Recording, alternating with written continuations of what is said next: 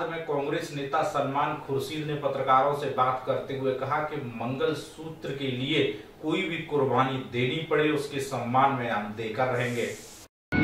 देखिए, स्थिति तो आप लोग बताते हैं और आपके बताए हुए पर, आपके इशारों पर हम लोग सब चलते हैं, लेकिन जो खबर आ रही है चारों ओर से, जो फर्स्ट फेज और दूसरा फेज हुआ है, उसके बारे में जो खबर बिहार से लेकर कर्नाटक तक और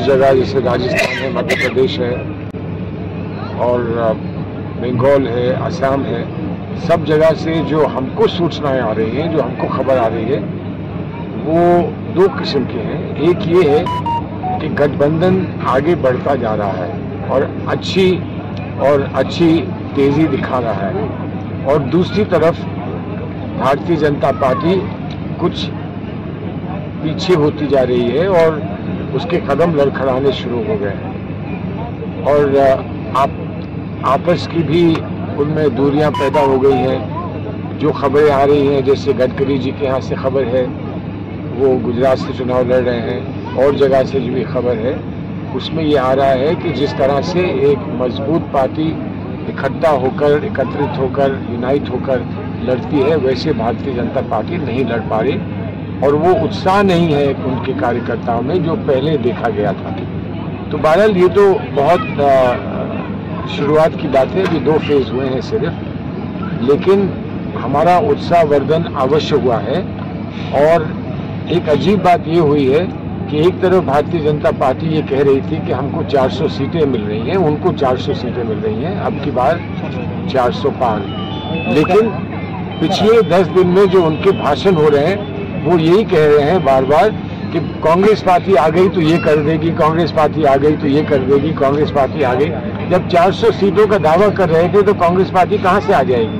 लेकिन करेगी, कांग्रेस पार्टी आए तो ये करेगी, और बेबुनियाद बातें, ना सिर ना पैर वाली बातें वो अपने भाषणों में कह रहे हैं। मुझे उम्मीद है कि बहुत समझदार है हमारा मतदाता, भारतवर्ष का मतदाता, और उसको इस बात की बड़ी चिंता होगी कि भारत का भविष्य, हमारे बच्चों का भविष्य कैसा होगा, और इसको सामने रखकर वो सही फैसला करेगा, हमें पूरी उम्मीद है। बीजेपी जो है लगातार हिंदू मुस्लिम बांटने की बयानबाजी कर रही है।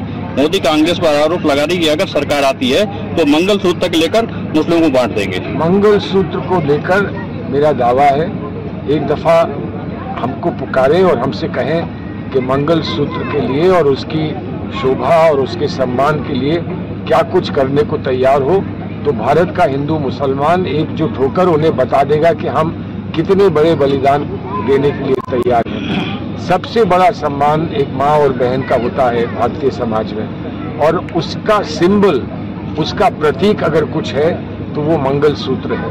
मंगलसूत्र पर ऐसी भाषा का भी प्रयोग करना हम समझते हैं कि बड़ा दुख का विषय है, लेकिन हमारा समर्पण अगर वो देखना चाहते हैं तो एक दफा हमसे कहें कि कुछ करके दिखाओ, हम पूरी तरह से हर कुर्बानी और बलिदान करके दिखाएंगे और बता देंगे कि हमारी जो समझ और हमारी जो सोच मंगलसूत्र के बारे में है वो उनकी सोच से कितनी दूर है और कितनी अलग है।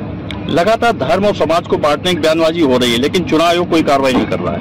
चुनाव आयोग करे ना करे उसका दायित्व है, वो अपना दायित्व समझता है, लेकिन मैं मानता हूं कि भारत का मतदाता, भारत का नागरिक बहुत समझदार है और उन्होंने बहुत कुछ झेल लिया, बहुत कुछ देख लिया, और उनको अब समझ आ गया होगा कि इस ध्रुवीकरण से कोई फायदा किसी का नहीं होता है।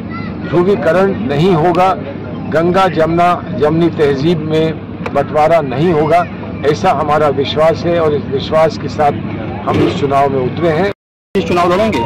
मैं नहीं कह सकता हूँ, घोषणा जल्दी हो जाएगी। अभी जो कल लास्ट मीटिंग हुई थी उसमें ये चर्चा का एक बिंदु था, लेकिन इस पर विस्तार से चर्चा नहीं हो पाई। हमको बताया गया कि खारगे जी, अध्यक्ष जी इस पर निर्णय लेकर जल्द घोषणा करेंगे। मैं उम्मीद करता हूं कि 1-2 दिन में घोषणा हो जाएगी।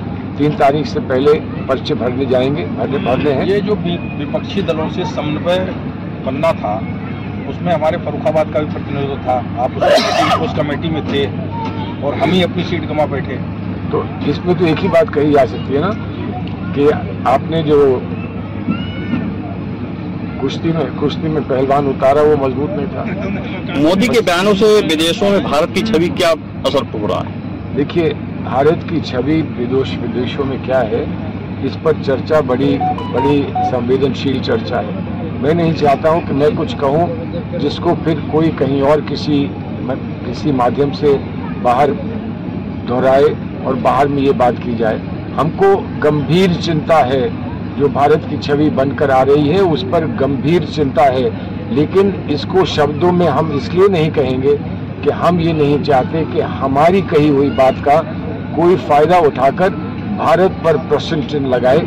हमारी पहली आखिरी जो समर्थन हमारा है वो भारत के लिए है, और भारत को अगर कहीं ठेस पहुंचती है तो उसको ठीक करने के लिए हम अपना दायित्व समझते हैं, कर्तव्य मानते हैं, और हम सरकार में आएंगे तो सबसे पहले हम उसको ही सुनिश्चित करेंगे और उसको ही ठीक करेंगे। दिल्ली कांग्रेस प्रदेश अध्यक्ष विजय लवली ने अचानक इस्तीफा दे दिया, क्यों दिया? इस पर चुनाव से क्या फर्क पड़ेगा? अब देखिए, चुनाव पे फर्क तो किसी का नहीं पड़ता है, क्योंकि एक पार्टी का जो छवि होती है, पार्टी का जो लोगों के साथ जुड़ाव होता है, और जो पूरी परिस्थिति